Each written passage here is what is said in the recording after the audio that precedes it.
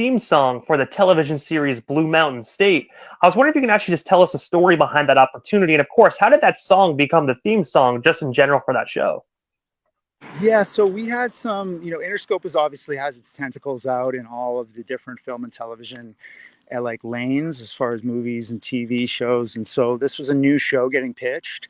And, it was a bit of like it's a comedy, right? It's like, it's just a college comedy. And it's like, we have a show called Manglers that we developed sort of as well. And, we were sort of in on the whole comedy element of just, we loved it. Like we loved the idea and we wanted the show to keep going on. Not only were we fans of the show, we thought the song went great with it. And, it's just because it's such a fun song and it's like, it doesn't take itself too seriously, and so we just like, we wish that it had gone on, unfortunately it got canceled after 3 or 4 seasons, but we were lucky just that Interscope had that connection to whoever was making it at, I think, Spike TV at the time. And we ended up getting to go do an episode and playing and meeting all the guys, and still in touch with Alan Richson actually recently from Blue Mountain State, Thad, who's now gone on to be in some incredible things. And yeah, just a sweetheart of a guy and a great cast. And, we still stay in touch with a couple of guys. So. And the individual like Alan, the one that played Thad, like you said, such a tremendous actor. Before he even did Blue Mountain State, I remember he was actually Aquaman in the Smallville series. So it just shows you can go from being a serious superhero to being someone like Thad Castle.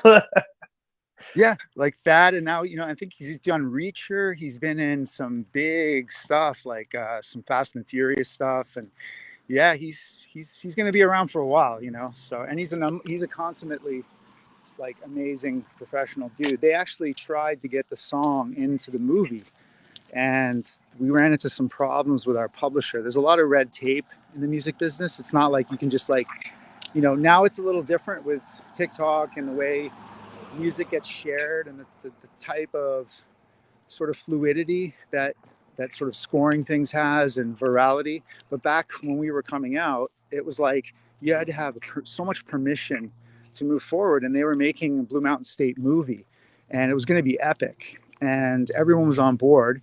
And we, they were emailing with us, like personally being like, we want the song. We were like, absolutely. And then they were like, well, we only have this much of a budget. And we were like, we don't really care about the budget. But the publisher at the time was like, no, we're not taking that little for the song. And they wouldn't approve it.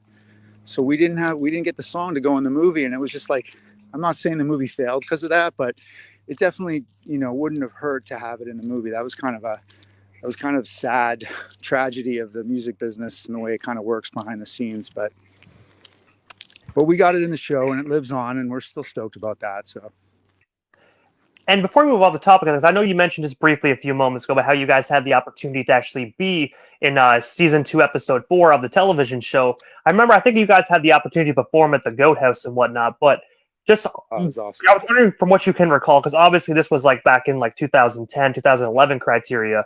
What was it like just being on that set? And of course, you actually have a fondest memory of just behind the scenes of Blue Mountain State that you actually remember and still fondly look back on.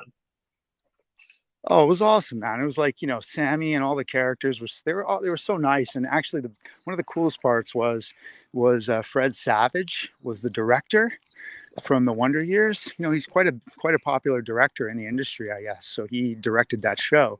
So, we had this picture at the end of the day, because it's a long day. It's not like, oh, it's all fun all the time. You're just sitting around a lot waiting for them to shoot all the parts, right? So you're just sitting with the other extras, you're hanging out, you're eating food, you're chilling, and then you get your chance to go. It's a little bit like just being on tour, really, but a little more boring.